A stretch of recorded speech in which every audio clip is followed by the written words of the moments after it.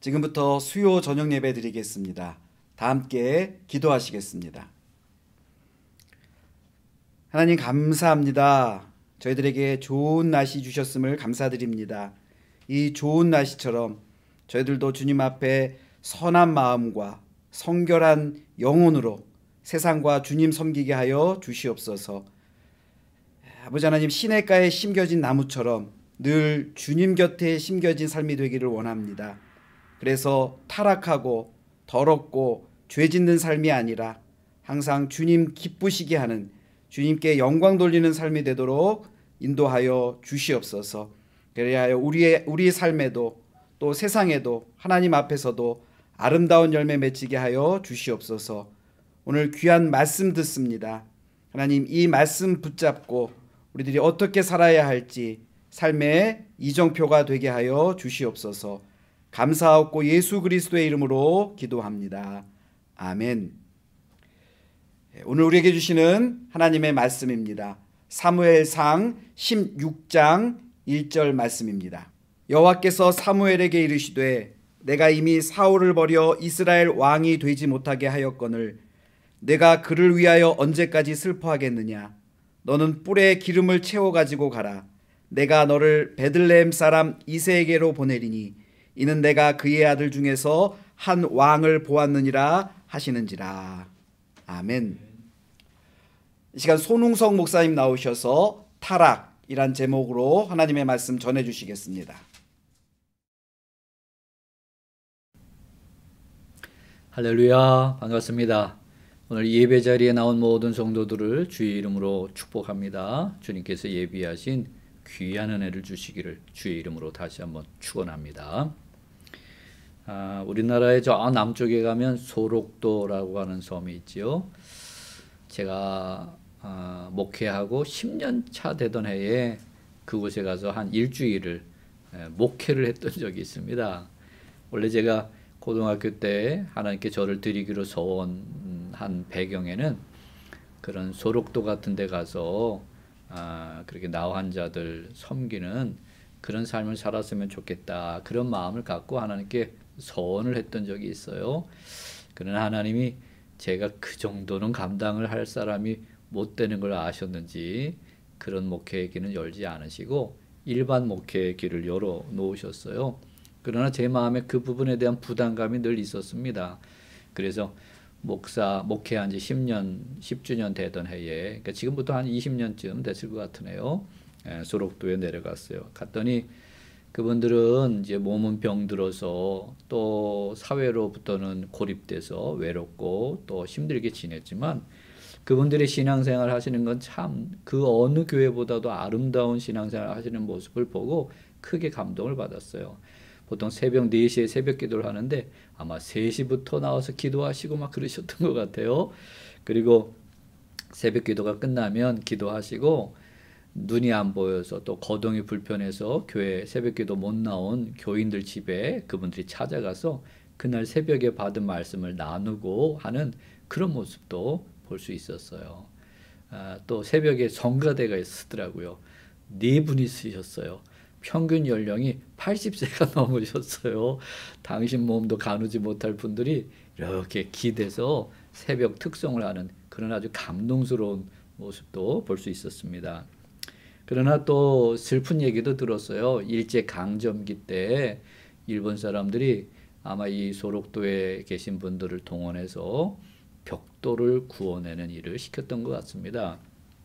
그런데 벽돌을 빨리빨리 구워내도록 하려니까 뜨거운, 아직도 채 식지 않은 그 붉은 벽돌을 빨리 꺼내도록 그렇게 지시를 했던 것 같아요. 그런데 이 나병에 걸리면, 한센시병에 걸리면 이 말초신경을 파괴한다 그래요. 그래서 시신경을 제일 먼저 파괴하기도 하고 이 손끝이나 발끝 이렇게 말단에 있는 신경들을 많이 파괴해서 감각을 잃어버리게 한대요. 그게 나병의 무서운 부분이죠. 그래서 감각을 잃어버렸으니까 뜨거운 벽돌을 이렇게 꺼낼 때에 장갑이 다 타고 심지어 살이 타는 것도 모르고 그렇게 일을 하셨던 그런 아픈 이야기도 제가 들을 수가 있었어요.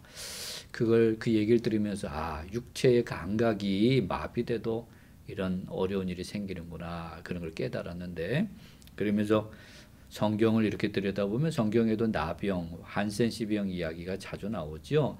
그것은 아마 영적인 한센시병이 아닐까. 우리 영적으로 감각이 무뎌지거나 마비되면 죄를 깨닫지도 못하고요.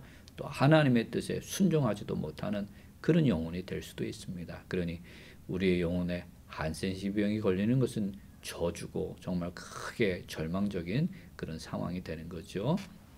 오늘 우리 교회 모든 성도들은 육신은 물론이고 영적으로도 늘 건강해서 여러분의 감각이 늘 살아있어서 하나님의 뜻을 잘 깨닫고 잘 알아듣고 즉각적으로 응답할 수 있는 그런 건강한 성도들이 되기를 주님의 이름으로 축원합니다. 철로역정 요새 읽어가면서 설교하고 있습니다. 해설자의 집에 도착했죠. 그 집에서는 신앙의 길을 걸어갈 때 명심해야 될 것들에 대해서 가르쳐주는 그런 이야기가 담겨져 있어요. 오늘 말씀에 보면 오늘 이제 소개할 철로역정의 내용은 이 해설자가 이 주인공을 끌고 가는데 어디로 데려가냐면 아주 아름다운 궁전으로 이렇게 데리고 갑니다. 얼마나 아름다운 궁전인지 몰라요. 그리고 궁전 안에 사는 사람들이 이렇게 보이는데 황금 옷을 입고 다녀요. 저는 황금을 돌보기처럼 하기 때문에 황금 옷을 입는 걸 별로 좋아하지를 않는데 어찌됐든 뭐 성경시대나 옛날에는 황금 그러면 지금도 그렇지만 최고로 여겼으니 제일 아름다운 옷을 입었다 그런 의미겠죠. 아름다운 궁전 그리고 아름다운 옷을 입은 사람들이 그 궁전 안에 있는 거예요. 그러니 얼마나 들어가고 싶겠어요. 그래서 그 궁전 앞으로 갔어요. 많은 사람들이 거기 몰려 있습니다. 그런데 들어가질 못하는 거예요. 다 두려워서 한 걸음씩 물러서 있는 겁니다. 왜 그런가 봤더니 문지기가 지키고 있고 많은 군사들이 문을 지키고 있는 거예요. 함부로 들어가지 못하도록. 그때의 한 사나이가 도전을 합니다. 그 문지기와 군사들을 해치고 궁전 안에 들어가는 일은 전투와 같아요. 전쟁과 같습니다. 아주 힘든 일이에요. 그러나 피차에 피를 흘리기까지 전투를 벌이고 이 사나이는 전진해서 왕궁으로 들어갔고요. 그래서 왕궁 안에 살던 이 궁전 안에 살던 사람들이 어서 들어오십시오. 어서 들어오십시오. 그렇게 환영하는 그런 장면이 묘사되어 있어요. 무슨 의미인지 여러분 눈치를 좀 채실려나 모르겠어요. 천국은 침노하는 자의 것이다. 이런 말씀 성경에서 들어보셨지요? 그런 거예요. 여러분들 이 땅에서도 천국을 맛보고 누리려면 가만히 앉아 있어서는 안 돼요. 두려워서 물러서 있어서는 안 됩니다. 침노해야 돼요. 전진하고요. 도전하고요. 피 흘리는 일이 있어도 도전할 수 있는 그런 믿음의 도전이 있는 그런 신앙생활을 해야 하나님이 약속하신 좋은 것을 얻을 수 있다. 그런 의미 같아요. 자, 그리고 이제 이 주인공을 그 다음 방으로 데리고 갔는데 그 다음 방은 캄캄한 방이에요. 아주 빛이 안 묻는 아주 깜깜한 방입니다. 문을 열었더니 쇠창살이 있는 감옥이에요. 감옥. 그리고 그 감옥 안에는 한 사나이가 갇혀 있습니다. 아주 슬픔에 빠져 있고요. 깊은 탄식 속에 있는 아주 절망 중에 빠져 있는 한 사나이를 만났어요. 그래서 당신은 왜 여기 있습니까? 그렇게 물어봤어요. 그랬더니 자기는 원래 총망받던 교인. 이제 제가 여기 왔으니까 이제 앞으로 이런 표현이 많이 쓸 거예요. 안 좋은 거는요, 손씨들이 다 할 겁니다. 총망받던 손집사였어요. 교회에서 교회 생활을 아주 열심히 하고 누구든지 아유 저 손집사는 천국은 따놓은 당상이야 할 정도로 그렇게 열심히 했대요. 우리 손씨들은 할 수 없습니다. 우리 역차별을 좀 받으셔야 돼요. 손씨가 목사로 왔기 때문에 제가 여기서 김집사 그러면 김집사님들이 다 시험 들거든요. 그러니까 이해해 주시고요. 자, 총망받던 손집사인데 타락한 거예요. 그래서 절망의 감옥에 지금 갇혀 있다는 겁니다. 희망이 없다는 거예요. 그래서 왜 이렇게 됐습니까? 그랬더니 자기가 정신 차리고 신앙생활 더 열심히 했어야 되는데 언제부터인지 정욕을 따라 살았대요. 정욕. 자기 욕망을 따라 살고요. 하나님의 말씀을 건성으로 듣고요. 그리고 성령님이 주시는 감동, 감화 이런 것들을 무시하고 살기 시작했다 그래요. 그러다 보니까 성령님이 권고하시고 감동하시다가 계속 무시하고 멸시하니까 성령님이 떠나신 것 같아요. 그리고 마귀가 그 마음을 다 점령해서 이제는 마음이 무감각해졌어요. 굳어졌어요. 쉽게 얘기하면. 그래서 회개할 수도 없는 그런 처지가 됐다는 겁니다. 아주 망가졌죠. 이런 걸 타락이라 그래요. 타락이라는 말은 떨어지고 또 떨어지는 거예요. 아주 밑바닥으로 굴러 떨어지는 걸 타락이라 그러는데 영적으로 타락한 거죠. 그래서 돌이킬 수 없는 그런 지경에 다다르고 말았다. 나에게 남은 것은 두려움과 절망뿐입니다. 그래요. 자, 이것도 우리가 신앙의 길을 가면서 명심해야 될 아주 중요한 요소입니다. 성령님의 감동과 권고를 무시해서는 안 되는 거예요. 성령님은 우리를 도와주시는 분이죠. 끊임없이 우리 잘못된 걸 일깨워 주시고요. 바른 길, 생명의 길로 우리를 이끌어 가시는 분이 성령님이세요. 근데 그 성령님의 권고와 감동을 무시하고 멸시하고 자기 욕망대로 또 세상의 즐거움만 추구하고 살다가는 우리 영혼이 둔감해져요. 심지어 굳어집니다. 그래서 회개하고 다시 하나님께 돌아설 수 없는 지경에까지 굴러 떨어질 수 있습니다. 그걸 타락이라고 그러고요. 그러면 절망할 수밖에 없다. 이거 명심하고 정신 차리고 열심히 성령의 인도하심을 따라 살아야 할 것이다 라고 하는 교훈이 천류역정에 나와 있는 교훈입니다. 이 교훈에 비유할 만한 인물들이 성경에는 꽤 여럿 나와요. 오늘 사무엘서에 있는 말씀을 봤는데요. 여기에 사울왕 이야기가 나옵니다. 사울왕을 하나님이 이제 버리시고 새로운 왕 이새의 아들, 우리가 잘 아는 다윗이지요. 다윗을 이제 왕으로 세우시려고 기름 붓도록 명령하시는 말씀이 오늘 본문의 내용이에요. 뭐 대부분은 아실 거예요. 이 사울 왕은 이스라엘의 첫 번째 왕이 된 사람입니다. 영광스러운 거죠. 이스라엘의 첫 번째 왕이 됐으니 이 사람은 인물도 좋아. 인물이 좋고요. 인물만 좋은 게 아니라 겸손하기까지 했어요. 세상에 그런 사람은 거의 없어요. 인물이 좋은 사람들은 대부분 교만하기 좋은데 이 사람은 인물도 좋은데 겸손하기까지 했어요. 그래서 그랬는지 하나님 그를 이스라엘의 첫 번째 왕으로 삼으셨어요. 그러나 안타깝게도 그는 정욕을 이기지 못한 사람이 됐습니다.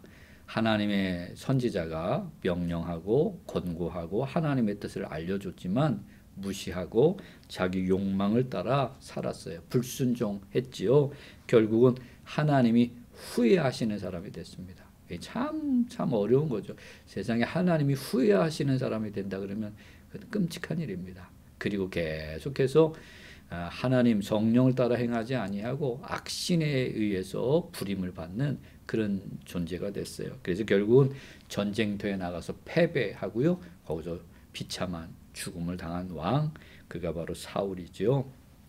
특별히 그가 하나님 앞에 잘못한 결정적인 사건은 아말렉 족속과의 전쟁에서 일어났습니다.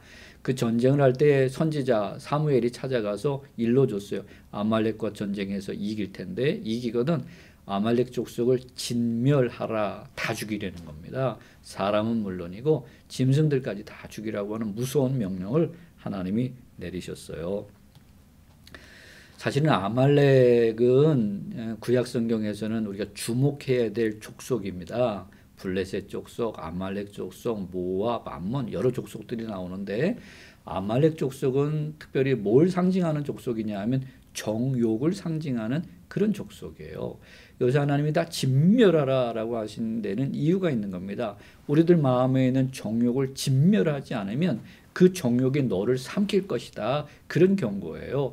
조금이라도 정욕을 남겨뒀다가는 그 정욕이 너를 무너뜨리고 말 거다. 그런 경고가 하나님의 경고예요. 그러나 사울왕은 그것을 무시하고요. 전쟁에서 이겼을 때 아말렉의 왕을 아각이라고 불러요.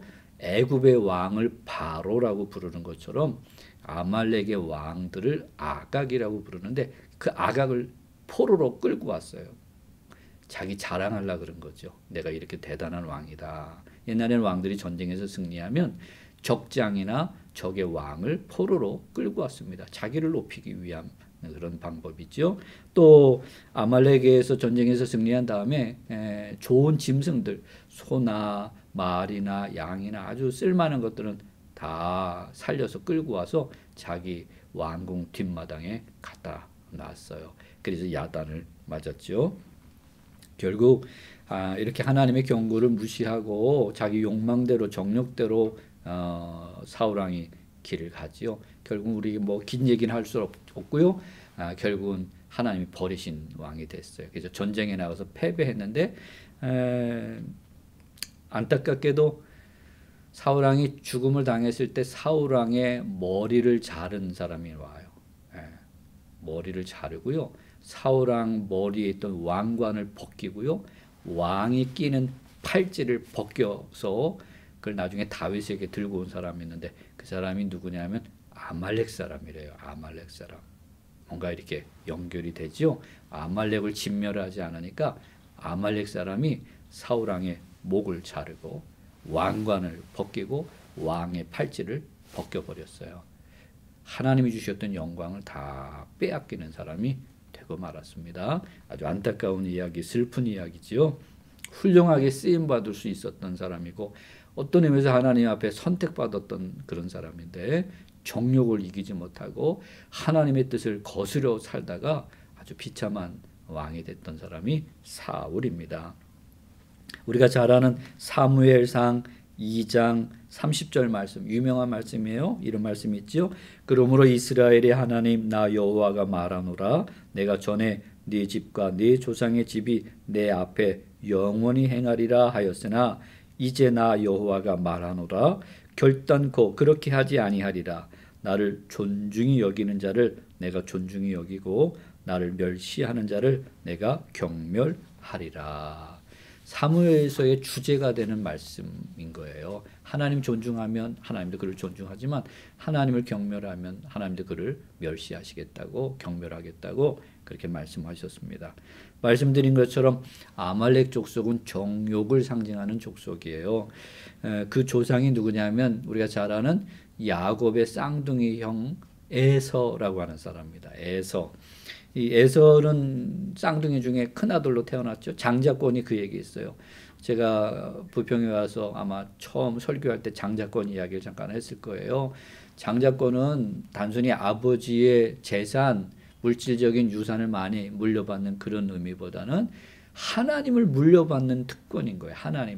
하나님을 물려받는다는 표현이 사실은 어폐가 있지요. 다시 말하면 하나님의 은혜와 하늘의 복을 받을 수 있는 특권을 가진 사람이 에서인데요. 그 장자권을 팥죽 한 그릇에 팔아먹은 사람이 유명한 사람이죠. 하나님을 물려받을 수 있는 하늘의 복을 받을 수 있는 영적인 복을 받을 수 있는 이 특권을 무시하고 멸시했어요. 그 얘기는 하나님을 무시하고 멸시한 것과 같은 거죠. 그래서 그는 참으로 실패한 인물로 우리가 유명한 사람입니다. 특별히 이 에서는 팥죽, 배고픈 거 못 참고 영적인 그 하나님의 유산을, 특권을 팥죽 한 그릇에 팔아먹은 사람이 됐어요. 그래서 이것을 정욕의 상징이라고 그러는데 이 에서의 후손들이 누구냐면 아말렉 족속, 에돔 족속, 신약에 가면 헤롯 왕이 나오는데 이둠의 족속이라고 나와요. 이런 족속들이 다 이 에서의 후손들이에요. 대표적으로 아말렉 족속이 이 에서의 대표적인 후손들이죠. 그래서 이 아말렉 그러면 정욕을 상징합니다. 우리가 그 야곱과 에서 이야기를 읽어보면 그 엄마 리브가가 아기를 쌍둥이를 가졌는데 뱃속에서부터 막 싸웠다 그러잖아요. 굉장히 상징적인 거예요. 우리 안에 어떤 의미에서는 두 마음이 있고요. 어떤 의미에서는 두 주인이 있는 겁니다. 그래서 우리 안에서 싸우는 거예요. 그래서 뭐 로마서나 갈라디아서에 보면 우리 안에는 성령의 소욕이 있고 육체의 소욕이 있다. 이게 갈등하고 싸운다 그러잖아요. 이게 그런 거죠. 성령님의 인도하심을 따라 살고자 하는 마음도 있고요. 정욕을 따라 살고자 하는 마음이 우리 안에 있다는 겁니다. 그래서 이 싸움을 잘 이겨내야 하늘의 복을 맛보고 누리는 사람이 되는 것이다. 이게 성경의 가르침이죠. 그러나 정욕에 매여서 타락하고 영적인 생명과 영광을 잃어버리는 사람들도 있을 수 있으니 정신을 바짝 차리고 명심해야 할 거야 라고 하는 교훈이 성경 곳곳에 있어요. 특별히 이스라엘 백성들이 출애굽 이집트에서 이제 구출받아서 가나안 땅을 향해 가는 도중에 전쟁을 여러 번 합니다. 그 중에 첫 번째 전쟁이 어느 족속하고의 전쟁이냐면 바로 이 아말렉 족속하고 전쟁이 첫 번째 싸움이에요. 그것도 의미하는 교훈이 있죠. 예수 믿고 교회 나온 사람들 또 예수 믿고 구원받은 사람들이 싸워야 될 싸움이 있어요. 예수 믿기 전에는 또 교회 나오기 전에는 싸울 일이 없습니다. 그냥 내 욕심대로 살면 돼요. 내 욕망대로 살면 돼요. 근데 교회 나오면 또 예수 믿고 구원받으면 다른 이야기가 있잖아요. 우리 안에 주님이 임하셔서 함께 하셔서 주님의 뜻을 일러주시고 또 하늘의 백성으로 사는 길을 우리에게 일러주시는 거예요. 우리 마음에. 그래서 우리 마음에 육체의 소욕과 성령의 소욕이 같이 있는 거예요. 그래서 싸움이 일어나요. 갈등이 일어난다는 거죠. 자, 그래서 첫 번째 전쟁할 때 이 아말렉 족속이 행진해 나가는 가나안 땅을 향해서 천성을 향해서 하나님 나라를 향해서 행진해 나가는 이스라엘 백성들을 공격합니다. 공격하는데 아말렉 족속은 야비해요. 교활합니다. 그래서 정면으로 공격하지 않고 후미를 공격해요. 후미. 신명기 25장 18절 말씀. 곧 그들이 아말렉 족속이죠. 그들이 너를 길에서 만나 네가 피곤할 때에 네 뒤에 떨어진 약한 자들을 쳤고 네 뒤에 떨어진 약한 자들을 쳤고 하나님을 두려워하지 아니하였느니라 그랬습니다. 후미에 뒤처진 사람들이 있어요. 피곤해서 지쳐서 또는 병들어서 나이 먹어서 또 너무 어려서 연약해서 그래서 이게 뒤에 항상 행진을 하다 보면 뒤처지는 사람들이 있잖아요. 그 연약한 사람들이에요. 그런 사람들을 공격했던 족속이 아말렉 족속이에요. 아말렉은 알아요. 정욕은 압니다. 그래서 우리들이 영적으로 신앙적으로 약해졌을 때 꼭 우리를 공격해요. 우리를 넘어뜨리려고 다가오죠. 자, 그때 이 첫 번째 전쟁에서 유명한 이야기가 있죠. 여호수아는 나가서 싸우고 모세는 산에 올라가서 하나님의 지팡이를 들고 기도했어요. 손이 안 내려오면 이기고 손이 내려오면 지고 그런 재밌는 이야기가 있잖아요.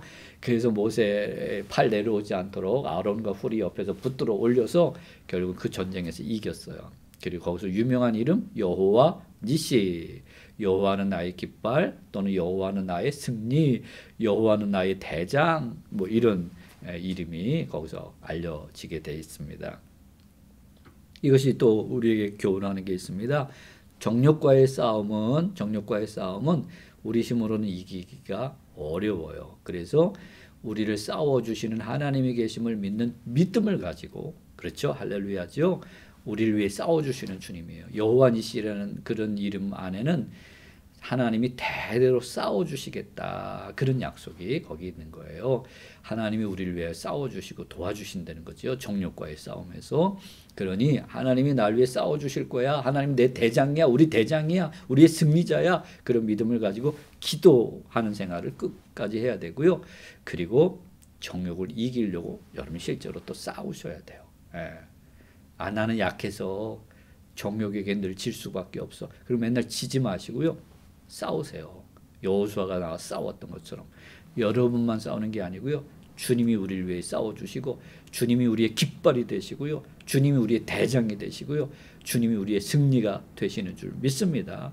그럼 여러분을 넘어뜨리려고 하는 천국을 누리지 못하도록 여러분을 붙들고 있는 공격하는 정욕의 문제가 여러분 안에 있을 거예요. 그때 지지 마시고 믿음을 갖고 기도하며 싸워나가는 성도들이 되기를 주의 이름으로 축원합니다. 자, 그래서 그때 승리한 경험들이 있어요. 오늘 이 말씀들을 이렇게 살펴보면서 명심해야 될 게 있습니다. 정욕에 빠지면 사울왕은 정욕에 빠졌어요. 그래서 하나님이 약속하시고 주실 수 있는 좋은 것들 다 잃어버린 비참한 사람이 됐습니다. 정욕에 빠져서 타락하면 하나님 나라에 들어갈 수 없다고, 하나님 나라의 유업을 이어받을 수 없다고 성경 곳곳에서 우리에게 경고하고 있습니다. 그러니 우리의 신앙의 길에 정욕의 문제가 있구나, 우리를 타락하게 만드는 문제가 있구나라고 하는 사실을 명심해야 해야 됩니다. 특별히 이 정욕과의 싸움에서 성령님이 우리를 도와주시잖아요. 우리를 권고하시고요. 감동하세요. 너 지금 위험한 길로 가고 있다. 잘못된 길로 가고 있다. 그리로 가면 넘어진다. 또 이 길이 생명의 길이고 이것이 하나님의 뜻이고 이것이 복된 길이야. 천국 길이야. 성령님은 끊임없이 우리 곁에서 도와주시고 또 권고하고 계세요. 그 성령님의 권고를 무시해서는 안 된다는 겁니다. 무시하고 멸시했다가는 역시 하나님 나라에 들어갈 수 없다. 이런 경고들이 많이 있어요. 한번 성경을 한번 볼까요? 갈라디아서 5장 16절부터 21절, 좀 긴데요. 중요한 말씀이지요. 한번 읽어볼까요? 내가 이르노니 너희는 성령을 따라 행하라. 너희는 성령을 따라 행하라. 그리하면 육체의 욕심을 이루지 아니하리라. 중요한 말씀이에요. 여러분, 육체의 욕심, 정욕을 이기려면요, 아무것도 안 하고 꼭 참고만 있으면 안 되고요. 성령을 따라 행하면 되는 거예요. 우리 교회 아버니가, 제가 어렸을 때 살던 동네가 교회 바로 앞이거든요. 기찻길이 가까워요. 그래서 제 기억에 어렸을 때 동네 애들이 기차 지나가면 돌멩이 던졌던 것 같아요. 아주 위험한 짓이죠. 그래서 저 부평역에서 일하시는 분들이 막 그런 거 못하도록 쫓아오기도 하고, 학교에 연락 오기도 했어요. 절대로 기차 지나가면 돌멩이 던지지 말라고 선생님들이 경고하기도 했어요. 근데 그거 던지지 말라 그런다고 애들이 안 던지냐고요, 그거. 그래서 한번 어떤 선생님이 지혜를 얻었어요. 얘들아, 돌멩이 던지지 말고 기차가 지나가던 손을 흔들어 봐라. 그렇게 가르쳐 줬어요.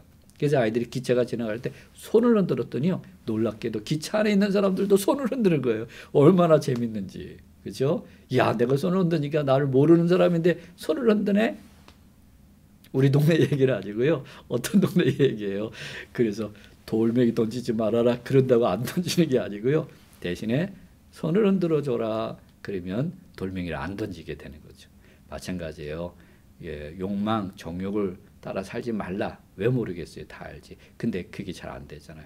그걸 이기는 길은 다른 것 아니에요. 성령님의 권고하심, 성령님의 감동 앞에 아멘! 그리고 자꾸 순종하는 훈련을 하시는 거예요.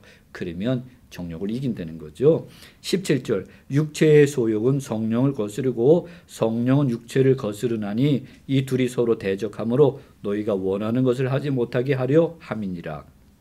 너희가 만일 성령의 인도하시는 바가 되면 율법 아래에 있지 아니하리라. 육체의 일은 분명하니 곧 음행과 더러운 것과 호색과 우상숭배와 주술과 원수 맺는 것과 분쟁과 시기와 분냄과 당 짓는 것과 분열함과 이단과 투기와 술취함과 방탕함과 또 그와 같은 것들이라.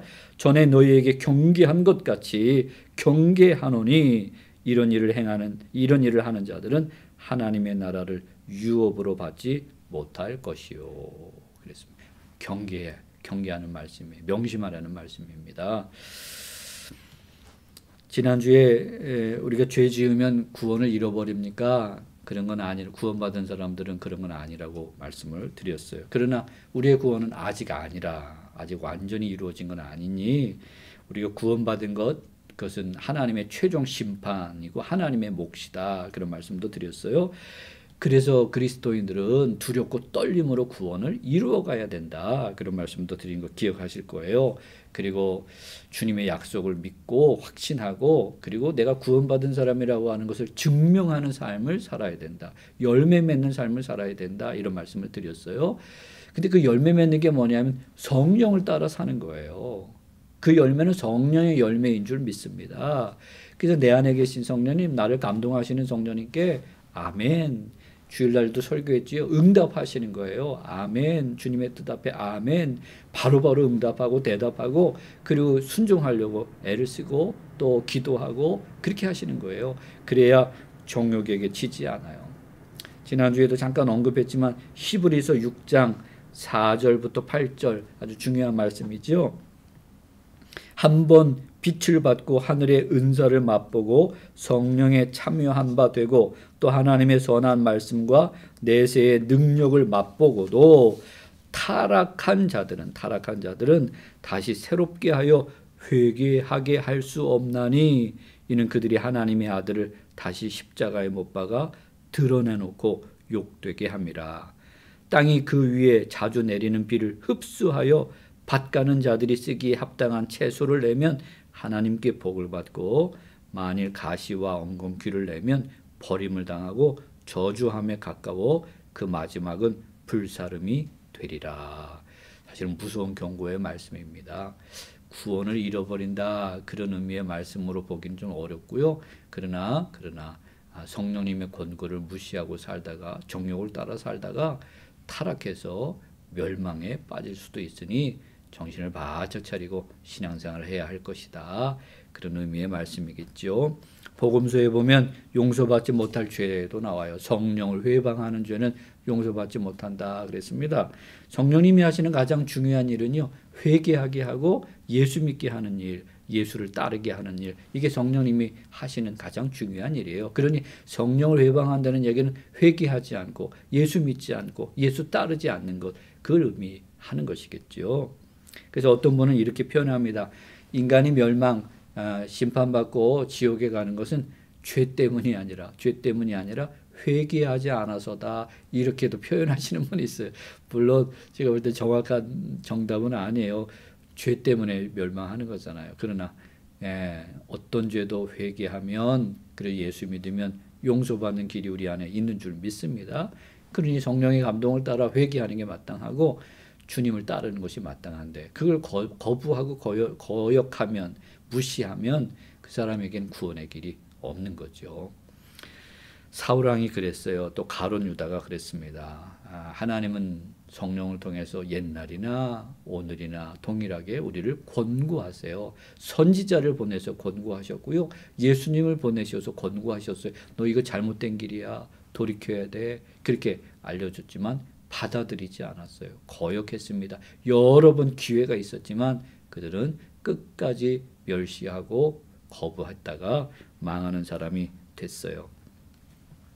갈라디아서 5장 24절로 26절 말씀입니다. 유명한 말씀이죠.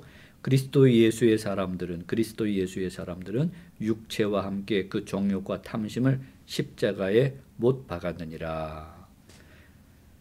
예수 믿는 사람들은요, 옛사람, 정욕을 따라 살던 옛사람이 예수님과 함께 십자가에 못 박혀 죽었다고 선언한 사람이라는 거예요.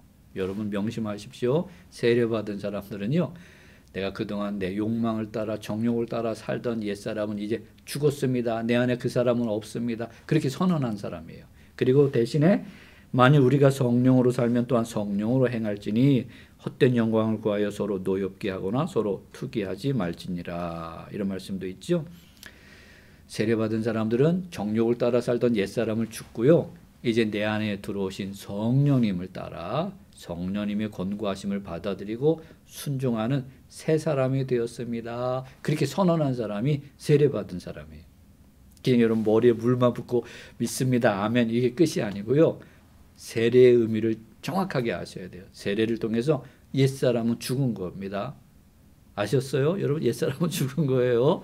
정욕을 따라 살던, 욕망을 따라 살던, 세상의 즐거움을 추구하고 살던 그 옛사람은 이제 죽었습니다. 예수님과 함께 십자가에 죽었습니다. 그리고 내가 이제 다시 살아났습니다. 새 생명을 얻었습니다. 이제 나는 오직 성령님의 뜻에 따라 순종하며 사는 새 사람이 되었습니다. 그렇게 선언하는 거예요. 여러분, 그렇게 선언한 새 사람이 된 줄 믿습니다. 그러니 다시 기억하시고요, 다시 응답하셔야 돼요. 정욕 아니야, 나는 정욕을 따라 살던 사람은 내 안에 없어, 난 죽었어, 예수와 함께 죽은 거야. 죽은 사람은 꼼짝도 못 하잖아요. 응답하지 않아요. 이제 산 사람이 있어요. 여러분 안에 성령으로 살아난 사람, 예수로 살아난 사람인 줄 믿습니다. 그 사람은 성령님께만 반응해요. 진짜 생명을 얻은 사람은요, 여러분 안에 계신 성령님께만 반응하는 사람이 진짜 영생을 얻은 사람인 줄 믿습니다. 그래서 정욕을 무시하고 성령님께만 복종하는 사람이 된 거예요. 그러니 여러분들이 그렇게 사는 것이 지혜롭고 복된 삶인 줄 믿습니다. 신약 성경에 보면 근신하라, 그런 말씀이 많이 나와요. 여러분 중고등학교 다닐 때 잘못하면 제일 약하게 받는 처벌이 근신에 있어요. 근신, 무슨 정학, 무슨 퇴학 이러고 있어요. 무시무시했죠. 여러분 그런 거 받아보셨나 모르겠어요. 저는 원래 어려서부터 모범생이라서 그런 걸 한 번도 안 받아봤어요. 그래서 근신이 뭔지 이런 거 잘 모르는데 조사해 봤더니 근신이 뭐냐면 정신 차리는 거예요. 정신 차리는 거. 여러분 신앙생활 하는데 정신을 바짝 차리고 신앙생활 하셔야 돼요. 정욕을 따라 살던 옛사람은 죽은 거예요. 이제 성령을 따라 사는 새 사람, 새 생명을 얻은 사람이 된 겁니다. 그러니 정욕에게 반응하면 안 되고요. 성령님께 반응해야 그게 진짜 살아있다고 하는 증거요, 증명이에요. 그러니 여러분들이 살아있다고 하는 것을 증명해야 됩니다. 그러나 오늘 말씀을 이렇게 들여다보면 우리들이 주의해야 될 것들이 나와요. 간혹가다 이런 아주 위험한 사람들이 있어요. 위험한 생각을 하는 분들이 있어요. 어떤 사람들이냐면 이렇게 얘기해요. 저한테. 목사님, 저는 십자가 우편의 강도를 제일 좋아합니다. 그렇게 얘기해요. 그 무슨 말이에요? 그러면 이렇게 대답해요. 저는요, 죽기 직전까지 제 마음대로 살다가 죽기 직전에 주여 저를 기억해 주옵소서, 그리고 천국 가고 싶어요. 그렇게 얘기하더라고요. 참 그럴듯하죠? 그럴듯해요. 근데 당신이 십자가 우편의 강도가 될지 좌편의 강도가 될지 그걸 어떻게 하자고요? 십자가 좌편의 강도는요, 끝까지 예수님을 모욕하고 거부했어요. 여러분이 마지막 순간에 어느 편에 있는 강도가 될지 어떻게 장담해요? 그건 위험한 발상입니다. 그리고 그것은 하나님의 은혜와 사랑을 모욕하는 것이고요. 그리고 이 땅에서 천국을 맛보고 누릴 수 있는 그런 기회를 잃어버리는 겁니다. 정욕을 따라 사는 사람이 이 땅에서 천국을 맛볼 수가 없습니다. 성령을 따라 사는 사람들이 천국을 맛보게 될 줄 믿습니다. 그리고 중요한 것은 우리가 생각보다 약하다고 하는 사실이에요. 우리는 생각보다 복잡해요. 이렇게 단순하지 않아요. 마지막 순간에 회개해야지 그런다고 회개가 되는 게 아닙니다. 정욕을 따라 살다 보면 우리의 마음이 굳어져요. 그래서 주님의 감동 앞에 즉각 반응하지 못할 때가 있어요. 못하게 될 수 있습니다. 그래서는 안 됐죠. 오늘 이 설교를 나오기 직전에 이제 임종을 앞두신 권사님 임종 기도를 해드리고 자신이 여기 들어왔어요. 이제 하나님이 부르실 시간이 다 되셨다고 연락이 와서 전화로 임종 기도를 해드렸습니다. 제가 여러 번 목사로서 임종 기도 또 임종 예배를 여러 번 했는데 대부분은 마지막 순간에 목사가 찾아가서 권면하고 기도해 드릴게요. 그러면 순순히 받아들이세요. 그리고 마지막 순간에라도 회개하고 예수님을 영접합니다. 그런데 제 기억에 딱 한 분, 우리 교인 어머니신데 평생 불신자로 사셨던 분이에요. 임종이 가까워서 찾아가서 위로하고 권면하고 복음을 전하고 예수님 믿으시고 천국 가세요. 그렇게 권면했는데요. 고개를 이렇게 돌리셨어요. 거부하신 거죠. 얼마나 마음이 아팠는지 몰라요. 그러면서 그때 절실하게 깨달은 게 있어요. 사람이 참으로 약하다. 참으로 약하다. 이게 우리 마음먹은 대로 회개해야지 그러면 늘 회개할 수 있는 게 아니고요. 순종해야지 그런다고 늘 순종할 수 있는 게 아니에요. 평소에 성령의 인도하심을 따라 회개하는 삶, 순종하는 삶을 살 때 여러분의 영혼이 굳어지지 않아서 늘 부드럽고 아주 민감해서 성령님께 늘 반응하고 또 순종하고 응답하는 그런 영혼이 될 수 있는 거잖아요. 그래서 오늘 말씀이 우리 그걸 권면하고 경고하는 그런 말씀입니다. 그러니 여러분들의 영혼이 굳어지지 않도록 평소에 깨어서 기도하시고요. 그리고 말씀에 순종하는 삶을 살기를 주의 이름으로 축원합니다. 중요한 것은 여러분 안에 성령님이 늘 감동하시잖아요. 권고하세요. 그때 응답하셔야 돼요. 자꾸 즉각적으로 응답하는 그런 훈련을 하셔야 됩니다. 주님이 깨닫게 하시면 바로 회개하시고요. 주님이 이거 순종해야 되는구나 그렇게 알게 하시면 아멘하고 순종하는 훈련을 하셔야 돼요. 그래야 여러분 영적 감각이 더 예민해지고 더 주님 앞에 온전히 서는 그런 사람이 되는 줄 믿습니다. 그걸 젊은 사람들이 쓰는 표현으로 하면 리액션이라 그래요. 리액션. 주님이 성령님이 싹 타치하시면 할렐루야 아멘 이렇게 할 수 있어야 돼요. 군대 가면요 이등병 때 누가 이렇게 상관이 탁 치기만 해도 내 이병 아무개 이렇게 즉각적으로 관등성명을 대게 돼 있어요. 근데 이 신앙생활에도 필요한 것 같아요. 영적으로 무뎌지지 않는 그런 훈련입니다. 특별히 여러분 안에 계신 성령님께 늘 예민하게 반응하는 사람은 뭐가 두드려진 특징이 나오는데 그게 뭐냐면 감사예요. 감사. 성령님 안에 감동을 받고 즉각적으로 응답하는 사람들은 늘 감사가 넘쳐요. 어떤 목사님이 쓴 글에 보니까 그분이 이렇게 표현했어요. 감탄이 넘친대요. 감탄.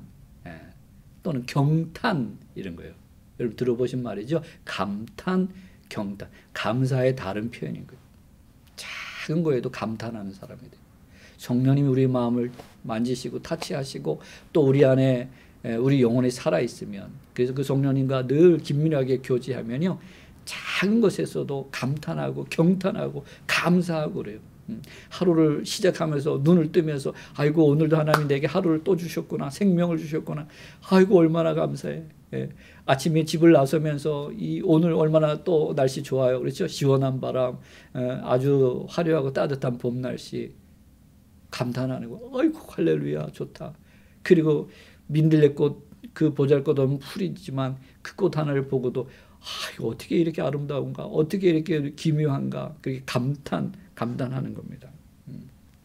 이 감탄과 경탄과 감사를 잃어버리면 그 사람은 감각이 무뎌진 거예요. 영적인 감각이 무뎌진 거예요. 하나님이 만드신 이 천지 만물을 바라보면서 와 좋다. 와 아름답다. 와 대단하다. 여러분 안에 이 경탄과 감탄이 있는지 모르겠어요. 도대체 하늘을 한번 바라보지도 않고 꽃도 한번 들여다봐 주지 않고 하나님이 주신 이 생명 순간순간 사랑하는 가족, 사랑하는 우리 교우들, 교회, 이웃 이런 것에 대한 감사가 사라졌다 그러면 이거 적신호예요. 위험합니다. 무뎌졌다는 거예요. 다시 회복할 수 있기를 주의 이름으로 축원합니다. 종종 집에서 저녁 식사를 가족들하고 이렇게 집에서 먹을 때 제 아내가 상을 차려 주잖아요. 남자들이 그런 거 잘 못하죠. 경탄, 감탄을 잘 안 하잖아요. 저도 여러 번 쿠사리가 이게 설교 시간에 쓸 단어는 아닌 것 같은데 제 아내한테 이게 핀잔 들을 수 있어요. 여보 뭐 할 말 없어? 할 말 없어. 정신이 번쩍 나죠. 아이고 내가 할 말을 잊었구나. 어휴 어떻게 이렇게 맛있게 했어. 야 이거 너무 맛있는 반찬 했네. 기가 막히다. 여보 우리 목회 그만들고 음식점 차리자. 이 정도로 서비스를 좀 해야 돼요. 리액션이 나와야 그래 행복한 가족이 되잖아요. 제 설교 듣고 혹시 식사 중에 계신 분들은 경탄하셔야 돼요. 감탄하셔야 되고요. 우리 주님이 우리 안에서 늘 감동하십니다. 굳어지지 않도록 세상의 마음 뺏겨서 마음이 굳어지지 않도록 그래서 굴러 떨어지지 않도록 늘 민감하게 반응해서 천국을 맛보고 누리는 우리 모두가 되기를 주의 이름으로 축원합니다. 기도하겠습니다. 고마우신 주님, 저희들과 함께 하셔서 늘 생명의 길, 복된 길로, 천국 길로 인도해 주셔서 고맙고 감사합니다. 주님 앞에 저희들 늘 깨어서 반응하게 하시고 응답하는 사람들이 되게 해 주시옵소서. 행여나 정욕에 매여서 또 세상 욕심에 끌려서 우리의 심령이 점점 무뎌지고 굳어질까 심히 두렵습니다. 타락해서 돌이키지 못하는 인생이 될까 심히 두렵습니다. 주님 도와주시옵소서. 지금도 우리와 함께 하셔서 순간순간 감동하시는 줄 믿습니다. 권고하시는 줄 믿습니다. 주여 우리가 즉각적으로 응답할 수 있는 지혜로운 성도들 되게 해 주시옵소서. 그래서 우리 영혼이 잠들지 않게 하시고 늘 깨어서 주님과 동행하며 주님이 주신 이 아름답고 복된 것들을 바라보며 감사하고 감탄하며 경탄하며 사는 복된 인생들이 되게 해 주옵소서. 예수님의 이름으로 기도합니다. 아멘. 아멘. 교회 소식 알려드립니다. 우리 3일간도 잘 지내셨죠? 주님이 우리 교우들과 함께 하시기를 주의 이름으로 축원합니다. 돌아오는 주일 24일이죠. 24일은 우리 교회 생일날이에요. 특별히 80주년 되는 그런 생일입니다. 그래서 감사 예배로 하나님께 드리고요. 또 담임 목사 이취임 예식도 있습니다. 그래서 1, 2, 3부 우리 예배 드리는데 1, 2, 3부 다 우리 은퇴하시는 홍원파 목사님과 또 취임하는 제가 같이 설교도 하고 또 축도도 하고 인사도 하고 하는 시간을 1, 2, 3부 다 가질 계획이고요. 또 예정입니다. 그렇게 아시고 우리 대교구별로 1, 2, 3부 예배 잘 나눠서 그렇게 모여주시길 바랍니다.